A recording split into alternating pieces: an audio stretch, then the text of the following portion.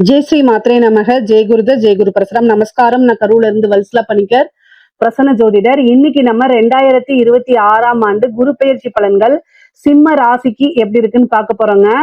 இது என்னன்னா, எப்ப குரு பெயர்ச்சி வருது அப்படின்னா திருக்கணிதப்படி 1/6/2026 ஜூன் மாசம் 1ஆம் தேதி வருது.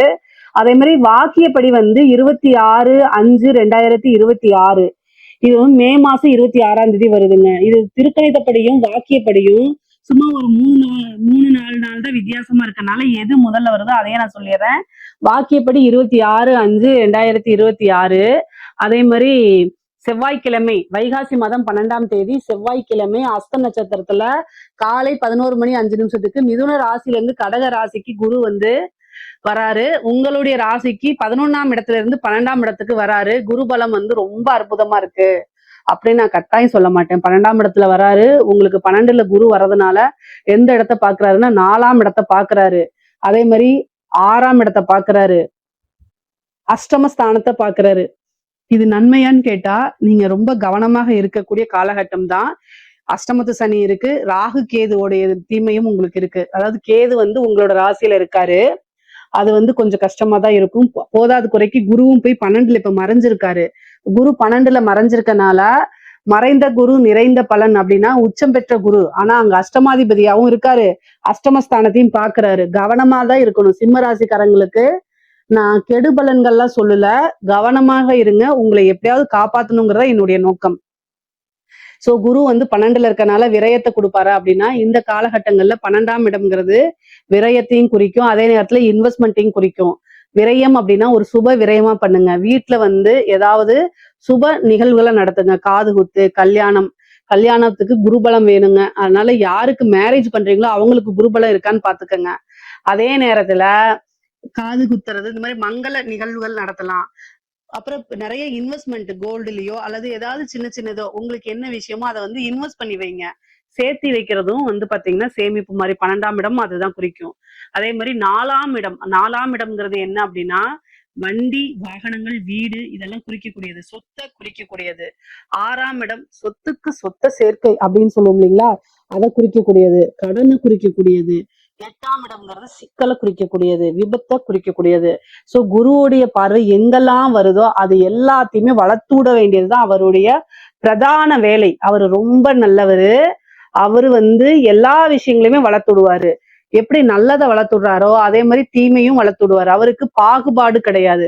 நன்மை தீமை ரெண்டுமே ஒரே மாதிரியே பார்த்து வளர்த்து விட்டுருவாரு. சோ 6ஆம் இடம்ங்கிறது கடனை வளர்த்து விடுவாரு. சோ அதனால கடன் ரீதியா இருக்கக்கூடிய பிரச்சனைகள்லாம் சமாளிக்கணும். ஆனா குரு உச்சபலம் பெற்று 12ல இருந்து பாக்குறதுனால கடனை அடைக்கிறதுக்கு உண்டான அமைப்பும் உறுதியாக இருக்கு உங்களுக்கு.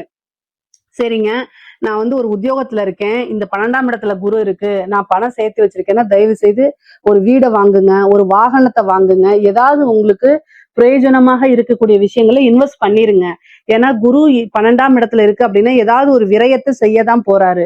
அந்த விரயம் நமக்கு சேவிங்ஸா சொத்தா எப்படி ஆக்கலாங்கிறத யோசித்து செயல்படுங்க. சிம்மராசிக்காரங்களுக்கு பொதுவாவே இந்த டைம்ல பாத்தீங்கன்னா ஏதாவது ஒரு செலவு அப்படிங்கிறது கட்டாயமாக்கப்பட்டிருக்குது. அதனால அந்த கட்டாயத்தை நீங்க எப்படி ஹேண்டில் பண்றீங்க அப்படிங்கிறதா இருக்கு. பொதுவாவே நல்ல புத்திசாலி தான் சிம்மராசிக்காரங்க. மெயினா எல்லா விஷயத்தையும் பிளான் பண்ணி தான் செய்வீங்க. அதே மாதிரி சிறப்பாகவும் திறம்படவும் செய்வீங்க. நல்ல நிர்வாக திறமை இருக்கு. அதனால பினான்சியல் விஷயங்கள் எல்லாம் நல்லா மேனேஜ் பண்ணக்கூடிய கெப்பாசிட்டி உங்களுக்கு இருக்கு. இந்த காலகட்டத்துல நான் அதை ஏன் சொல்றேன் அப்படின்னா அதை மறந்துருப்பீங்க. சோ அதனால நினைவு கூர்றேன். சோ அதனால நீங்க ஏதாவது ஒரு விஷயத்த கட்டாயம் செய்யணும். அஷ்டமஸ்தானத்தை பாக்குறதுனால எல்லா விஷயங்களும் கவனத்தோட இருக்கணும். குரு 8ஆம் இடத்தை பார்க்கும்போது ரொம்ப ரொம்ப கவனமாக இருக்கிறது அத்தனை விஷயங்களுமே நன்மையை கொடுக்கும் உங்களுக்கு. 4ஆம் இடத்தை பாக்குறதுனால நீங்க ஏதாவது வீடு வாங்கக்கூடிய அமைப்புகள் இருக்கு அப்படின்னா தாராளமா பண்ணலாம். ஏன்னா சொத்து சேர்க்கை அப்படிங்கிறது இந்த காலகட்டத்துல உண்டு.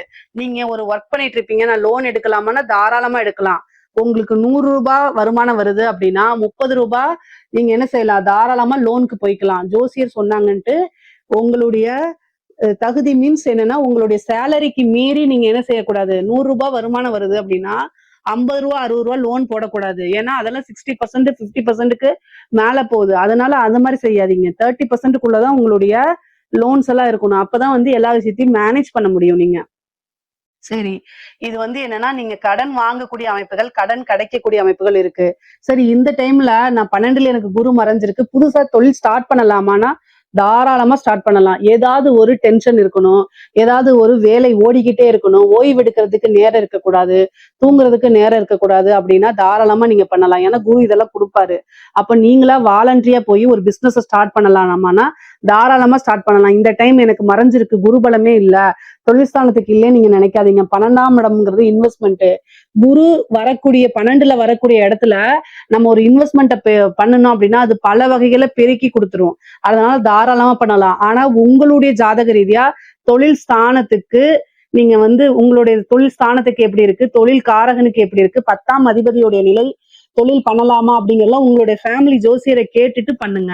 ஆனா குருபலம் 12ஆம் இடத்துல இருக்கனால இந்த டைம்ல ஒரு இன்வெஸ்ட்மெண்ட் பண்ணி புதுசா ஒரு ஸ்டார்ட் அப் தாராளமா தொடங்கலாங்க. அதுல தவறுகளே கிடையாது. அதே மாதிரி தொழில் தொடங்குறதுக்கு உங்களுக்கு பிசினஸ் லோன் கிடைக்கும். 6ஆம் இடத்தை குரு பாக்குறதுனால கடன் வாங்கக்கூடிய அமைப்புகள், கடன் கிடைக்கக்கூடிய அமைப்புகள், மானியத்தோட கடன் கிடைக்கக்கூடிய அமைப்புகள்லாம் உங்களுடைய ராசிக்கு இருக்கு. தாராளமா பண்ணலாம். ஒரு வாகனம் வாங்கலாம். தொழிலுக்காகவோ அல்லது வந்து பர்சனல் யூஸுக்காகவோ ஒரு வாகன பிராப்தம் அப்படிங்கிறது உறுதியாக இருக்கு உங்களுக்கு. அது மூலியமா இன்கமும் நீங்க ஜெனரேட் பண்ணிக்க முடியும். அதே மாதிரி தாய் வழி சொத்துக்கள் வந்து சேரக்கூடிய அமைப்புகள் இருக்கு. தாய் வழி சொத்துல ஏதாவது பிரச்சனைகள், வில்லங்கங்கள்லாம் இருந்துச்சு அப்படின்னா அதெல்லாம் நிவர்த்தியாகி என்ன செய்யும், உங்களுக்கு இந்த காலகட்டத்துல பிராப்தம் இருக்கு. அதனால தாய் வழி சொத்துக்கள் ஆதாயங்கள்லாம் உங்களுக்கு இருக்கு. 6ஆம் இடத்தை குரு பாக்குறதுனால தேக ஆரோக்கியத்துல கவனம் செலுத்துங்க. இவ்வளவு நாளா என்ன ஒர்க் அல்லது பிசினஸ்ன்னு ஓடிட்டே இருந்துட்டு ஏதாவது ஒரு டென்ஷன், அலைச்சல் அப்படின்னு இருந்துட்டே இருந்திருக்கும். அந்த இதெல்லாம் வந்து ஒதுக்கி வச்சுட்டு உடல் ரீதியா ஏதாவது பிரச்சனைனா உடனடியா மருத்துவரை ஆலோசனை பண்ணி என்ன செய்யணும் அப்படின்னா ஹெல்த்தை நீங்க பாத்துக்கணும். இல்ல அப்படின்னா ஒரு பெரிய செலவா மாறிடும். டாக்டர்கிட்ட ஏன் பாருங்க பாருங்க அப்படின்னா, பிரச்சனை வந்து சின்னதா வரும்போதே நீங்க அதை பார்த்துட்டீங்க அப்படின்னா பெரிய செலவுகளை ஏற்படுத்தாது. 1000 500ல செலவு பண்றதுக்கு நீங்க யோசிச்சீங்க அப்படின்னா அது லட்சக்கணக்குல கொண்டு போய் விட்டுரும். ஏன்னா 8ஆம் இடத்தையும் பாக்குது. அதனால ரொம்ப கவனமா இருங்க. சர்ஜரி வரதுக்கு உண்டான அமைப்புகள் இருக்கு. அதே மாதிரி வண்டி வாகனங்கள்ல போகும்போது கவனம். உங்களுக்கு டென்ஷனா இருக்கு, மனநிலை கொஞ்சம் சரியில்லை, பல யோசனைகள் ஓடுது அப்படின்னா தயவு செய்து வண்டி ஓட்ட வேண்டாம். ஏன்னா 4ஆம் இடத்தை பாக்குது, 6ஆம் இடத்தை பாக்குது, 8ஆம் இடத்தை பாக்குது 12ல இருந்து. அப்போ ஒரு மருத்துவ விரயம் உண்டு, ஒரு மருத்துவ சர்ஜரி உண்டு. நிறைய பேருக்கு வந்து சர்ஜரி அமைப்புகள் இருக்கு. அதனால ரொம்ப கவனமாக இருக்கணும். 8ஆம் இடத்தை பார்க்கும்போது விபத்து கண்டங்கள் ஆகிறதுக்கு உண்டான அமைப்புகள்லாம் இருக்கு. அதனால ரொம்ப ரொம்ப கவனமாக இருக்கிறது நல்லது. 6ஆம் இடத்தை பார்க்கறதுனால உங்களுக்கு வழக்குகள்ல வெற்றி கிடைக்கிறது அமைப்புகள் இருக்கு. நீங்க யார் மேலாவது கேஸ் போட்டிருப்பீங்க, அது உங்களுக்கு ஃபேவரா வரதும். அதே மாதிரி உங்க மேல யாராவது கேஸ் போட்டிருந்தா அதுவுமே உங்களுக்கு சாதகமா அமையக்கூடிய அமைப்புகள் இருக்கு. பொதுவா வழக்குகள்ல வெற்றி கிடைக்கக்கூடிய அமைப்புகள் இருக்கு. சொத்து சேர்க்கை அப்படிங்கிறது இருக்கு. இந்த டைம்ல வந்து பாத்தீங்கன்னா என்ன விஷயங்கள் தொட்டாலுமே ஜெயிக்கக்கூடியது. ஏன்னா 6ஆம் இடம்ங்கிறது வெற்றி ஸ்தானம். அதனால உங்களுக்கு ஜெயிக்கக்கூடிய அமைப்புகள் இருக்கு. ஆனா தேக ஆரோக்கியத்துல மட்டும் மீண்டும் மீண்டும் கவனம் செலுத்தணும். படிக்கக்கூடிய குழந்தைகள் படிப்புல நல்ல ஆர்வமா இருப்பாங்க. கல்வி ஸ்தானத்தை வந்து குரு பாக்குறதுனால படிப்புக்காக வெளிநாடு செல்லக்கூடிய அமைப்புகள், உத்தியோகத்துக்காக வெளிநாடு செல்லக்கூடிய அமைப்புகள் இருக்கு. நிறைய பேர் ஒர்க் பண்ணிட்டு இருக்கவங்க, பிசினஸ் பண்றவங்க வெளிநாட்டுக்கு சென்று அவங்களுடைய விஷயங்களை மேற்கொள்ளக்கூடிய அமைப்புகள் இருக்குங்க. ஏதாவது ஐடி கம்பெனி இந்த மாதிரி இருக்கீங்க அப்படின்னா வெளிநாட்டுக்கு போகணும்னா இந்த டைம்ல ட்ரை பண்ணீங்கன்னா குருபலம் இருக்கனால வெளிநாடுகளுக்கு செல்லக்கூடிய அமைப்புகள் உங்களுக்கு தாராளமாக கிடைக்கும். 4ஆம் இடம்னால கல்விக்குமே நீங்க வந்து பாத்தீங்கன்னா ஹையர் எஜுகேஷனுக்காக வெளிநாடுகளுக்கு செல்லக்கூடிய அமைப்புகள் உறுதியாக இருக்கு. 8ஆம் இடத்தை குரு பாக்குறதுனால ஒரு அதிர்ஷ்டம் இருக்கு. ஏன் அப்படின்னா 8ஆம் அதிபதி உங்களுக்கு குருங்க, அஷ்டமாதிபதி அவர் 12ஆம் இடத்துல வந்து உச்சம் பெற்றிருக்காரு. அது ஒரு அதிர்ஷ்டம்ங்க. அதாவது என்ன அதிர்ஷ்டம் அப்படின்னா கெட்டவன் கிட்டிடில் கிட்டிடும் ராஜயோகம். அஷ்டமாதிபதி உங்களுக்கு கெட்டவர், அது 12ஆம் இடத்துல வந்து மறைஞ்சிருக்கனால உச்சபலம் பெற்றிருக்கனால ஒரு அதிர்ஷ்டம். உழைக்காத வருமானம், உயில் சொத்துக்கள் வரும். அதாவது வாரிசு இல்லாத சொத்துக்கள் வரதுக்கு உண்டான அமைப்புகள் இருக்கு. ஏன்னா 5 குடையவரா இருக்கனால 5, 8 அப்படிங்கும்போது ஒரு திடீர் அதிர்ஷ்டம் உங்களுக்கு உறுதியாக உண்டு. சிம்ம ராசிக்காரங்களுக்கு திடீர் அதிர்ஷ்டம், ஐஸ்வர்ய பிராப்தம் உறுதியாக இருக்கு. ஒருத்தங்களுடைய வாரிசு இல்லாதவங்களுடைய இறப்புக்கு அப்புறம் அந்த சொத்துக்கள் வரும்ல, அது மாதிரி உங்களுக்கு சேர்றது. பினாமி சொத்துக்கள் ஒரு அரசியல்வாதிகளுக்கோ அல்லது ஒரு பெரிய தொழில் அதிபர்களுக்கோ நீங்க பினாமியாக இருக்கும் பட்சத்தில் அந்த பினாமி சொத்துக்கள் உங்களுக்கு வரதுக்கு உண்டான அமைப்பு. லாட்ரி, புதையல் யோகம் உறுதியாக உண்டு. பொதுவா அஷ்டமம் அப்படிங்கிறது திடீர்னு ஒரு ராஜ யோகத்தை, திடீர்னு ஒரு ராஜ பதவிகளை கொடுத்துரும். அதே மாதிரி அந்த எக்ஸாம்ஸ்க்கெல்லாம் படிச்சுட்டு இருக்கவங்களுக்குலாம் ஒரு நல்ல அரசாங்க பதவி அப்படிங்கிறது இந்த வருஷம் இருக்கு. சிம்ம ராசியில இருக்கவங்க நிறைய பேர் கவர்மெண்ட் ஜாப்க்கு இந்த வருஷம் போவீங்க. பொதுவாவே அரசியல்வாதிகளுக்கு சிம்ம ராசியில இருக்கவங்களுக்கு வந்து பாத்தீங்கன்னா திடீர்னு ஒரு பதவி கிடைக்கிறதுக்கு உண்டான அமைப்புகள், இந்த வாரிய தலைவர்கள் இந்த மாதிரி இதுக்கெல்லாம் நீங்க ட்ரை பண்றீங்க அப்படின்னா அது கிடைக்கும். ஒரு சிலருக்குலாம் மினிஸ்டர் போஸ்ட் கிடைக்கிறதுக்கு உண்டான அமைப்புகள் இருக்கு. பொதுவா அரசியல்வாதிகளுக்கு இது இந்த காலகட்டம் ஒரு ஜாக்பாட்னே சொல்லலாம். பெரிய பெரிய டெண்டர் கிடைக்கிறது, இந்த மாதிரி விஷயங்கள்லாம் உங்களுக்கு கிடைக்கிறதுக்கு வாய்ப்புகள் இருக்கு. அஷ்டமம் அப்படிங்கும் போதே வந்து என்னன்னா நீங்க ஹெல்த்த பாத்துக்கணும். பெண்களுக்கு வந்து பாத்தீங்கன்னா 4, 6, 8 பாக்குறதுனால தேக ஆரோக்கியத்துல கவனம். வண்டி வாகனங்களை போகும்போது கவனமாக போங்க. வெளியூர் பிரயாணங்கள் போகும்போது நீங்க எந்த ட்ரெயின்ல போறீங்க, எந்த பஸ்ல போறீங்க, எங்க போய் நீங்க ஸ்டே பண்றீங்க அப்படிங்கிற விஷயங்கள் எல்லாத்தையுமே நீங்க என்ன செய்யணும், வீட்டுல இருக்கவங்களுக்கு சொல்லணும். கல்யாணம் ஆனவங்களா இருந்தா ஹஸ்பண்ட் கிட்டயும், கல்யாணம் ஆவாதவங்களா இருந்தா பேரண்ட்ஸ் கிட்டயும் கட்டாயம் சொல்லுங்க. அதே மாதிரி நீங்க ஒரு இன்ஃபுளுசரா இருக்கீங்க அப்படின்னா ரொம்ப கவனமாக இருக்கணும். அஷ்டமஸ்தானத்தை குரு பார்க்கும்போது தேவையில்லாத பழிச்சொல்கள், அவமானங்கள், வதந்திகளுக்கெல்லாம் ஆளாகிற மாதிரி வரும். முக்கியமா கணவருடைய தேக ஆரோக்கியத்துல கவனமா இருங்க. அஷ்டமஸ்தானத்தை குரு பாக்குது. மீண்டும் சொல்றேன், அதே மாதிரி நீங்க வந்து சோசியல் மீடியால ஆக்டிவா இருக்கீங்கன்னா பர்சனல் சாட்ஸ் எல்லாம் தவிர்த்துருங்க. உங்களுடைய விஷயங்களே எடுத்து உங்களுக்கு பிளாக்மெயில் பண்றது, அதே மாதிரி வீட்டுல இருக்க கஷ்டங்கள், உங்களுக்கு இருக்கக்கூடிய பிரச்சனைகளை அறிமுகம் இல்லாத நபர்கள், வெளிநபர்கள் கிட்ட ஷேர் பண்ணாதீங்க. எப்பவுமே வீட்டுல இருக்கக்கூடிய நபர்கள் மட்டும்தான் உங்களுக்கு ஆதரவா இருப்பாங்க. திட்டுறாங்க அப்படின்னா நாளைக்கு ஒரு பிரச்சனைனா உங்களுக்கு அவங்கதான் வந்து பக்கபலமா பாதுகாப்பா இருப்பாங்க. ஆனா வெளியில இருக்கிறவங்க ஆதரவு அன்பு செலுத்துறேன்னு சொல்லி எல்லாமே போலியா இருக்கும். இத போலியை கண்டு ஏமாந்துடாதீங்க. ஏன்னா குருபலம் வந்து அஷ்டமத்துக்கு இருக்கும்போது சில விஷயங்கள் வந்து உங்களுக்கு கண்ணுக்கு மறைச்சிரும்.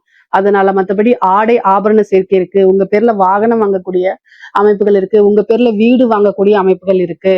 பொதுவாவே வந்து பாத்தீங்கன்னா மெயினா இந்த சிம்மராசிக்காரங்க குரு பலனால உங்களுக்கு என்னன்னா திருமணத்துக்கு யோகம் இருக்கா அப்படின்னு பார்த்தா 12ல குரு மறைஞ்சிருக்கனால குரு பலம் 1% கூட திருமணத்துக்கு இல்ல. இந்த டைம்ல வந்து திருமணத்தை அவாய்ட் பண்றதா நல்லது. 1 வருட காலம் வெயிட் பண்றதே சிறப்பான பலன்கள். ஆனா பொருளாதார நிலை அப்படிங்கிறது உயர்வான நிலையில தான் இருக்குது. தெய்வ அனுகூலத்தை தேடிக்குங்க. என்ன பரிகாரம் நீங்க பண்ணலாம்னா 12ல குரு வந்திருக்கனால தட்சிணாமூர்த்தி வழிபாடு, சிவபெருமான் வழிபாடு பண்ணிக்கோங்க. நவகிரகத்துல இருக்கக்கூடிய குரு பகவான வழிபாடு பண்ணிக்கோங்க. முல்லைப்பூ மாலை தொடுத்து 2 நெய் தீபம் போட்டு தட்சிணாமூர்த்திக்கு வழிபாடு பண்ணிட்டு சிவபெருமானையும் நவகிரகத்துல இருக்கக்கூடிய குரு பகவானையும் வழிபாடு பண்ணிக்கோங்க. வியாழக்கிழமை வியாழக்கிழமை உங்களால போக முடிஞ்சா பண்ணுங்க. இல்ல அப்படின்னா அதுக்காக வருத்தப்படாதீங்க. அது ஒண்ணும் தப்பு கிடையாது. எப்போ உங்களுக்கு முடியுதோ அந்த டைம்ல போய் பண்ணுங்க. தெய்வங்கள் நீங்க இருக்கக்கூடிய இடத்துல இருந்தே ஆத்மார்த்தமா கும்பிட்டா கூட உங்களுக்கு வலிவு கொடுக்கும். அதனால பிரச்சனைகள் கிடையாது. நீங்க அதுக்காக வருத்தப்படாதீங்க. என்னால போக முடியலன்னு சில பேர் வருத்தப்படுறாங்க, அவங்களுக்காக சொல்றேன். நீங்க வந்து உத்தியோகம் பாக்குறீங்க, ஒர்க் பாக்குறீங்க, உங்க விஷயங்களை உங்களுடைய பேரண்ட்ஸ, ஹஸ்பண்ட, ஒய்ஃப கவனிச்சுக்கிறதுக்கு கரெக்டா இருக்கு அப்படின்னாலே அங்கேயே குருவுடைய ஆசீர்வாதமும் தெய்வ பலமும் கட்டாயம் வந்துடும். அதனால தனியா நீங்க போய் கும்பிடணும்னு அவசியம் இல்ல. உங்களுக்கு டைம் இருக்கும் பட்சத்தில், உங்க மனசு விரும்பும் பட்சத்தில் நீங்க போய் கும்பிடலாம். அதனால தவறுகள் கிடையாது. சரிங்களா? பொதுவாவே குருபலம் வந்து உங்களுக்கு குறைவாக இருக்கனால பொருளாதார நிலை ரொம்ப சிறப்பா இருக்கு. ஆனா உறவுகளுக்கு இடையே மனக்கசப்ப ஏற்படுத்தும். அதனால சண்டை சச்சரவுகள் வரும். குடும்பத்துல வந்து அப்பப்போ வாக்குவாதங்கள் வரும். அது ஒரு பெரிய ஆர்கியூமெண்டா மாத்தாதீங்க. 6ஆம் இடம்ங்கிறது பிரிவினையை ஏற்படுத்தும். 8ஆம் இடம்ங்கிறது மனவலி வலிக்கும். அதாவது பிரிந்து போகக்கூடிய நபர்களை நினைச்சு மனசு உருகும்னு சொல்லுவோம்ல, அந்த மாதிரி மனதுக்கு பிடித்த நபர்கள் பிரிந்து போகக்கூடிய அமைப்புகள் இதெல்லாமே உங்களுக்கு குரு கொடுத்துருவாரு. அதனால ரொம்ப கவனமாக இருக்கணும். எவ்வளவுக்கு எவ்வளவு வந்து உறவுகளை பாதுகாக்க முடியுமோ அந்த அளவுக்கு பாதுகாக்கணும். வார்த்தைகளை வந்து நல்லா அன்பா பேச பழகிக்கங்க. ஏன்னா உங்களுக்கு குரு மறைஞ்சிருக்கனால டக்கு டக்குன்னு மனசுல இருக்கக்கூடிய விஷயங்களை நீங்க பேசுவீங்க, ஒளிவு மறைவு இல்லாம. அது அடுத்தவங்களை ஆப்போசிட்ல இருக்கக்கூடிய ஆளுங்களை கட்டாயம் பாதிச்சிரும். சோ அவங்க நமக்காக தான் இருக்காங்க. அவங்களுக்கு என்ன தேவை, எப்படி பேசணுங்கிறத கத்துக்கங்க. இல்லைன்னா உங்களுக்கு பிடித்த உறவுகளை இழக்கக்கூடிய அமைப்புகள் தான் அதிகமாக இருக்கு.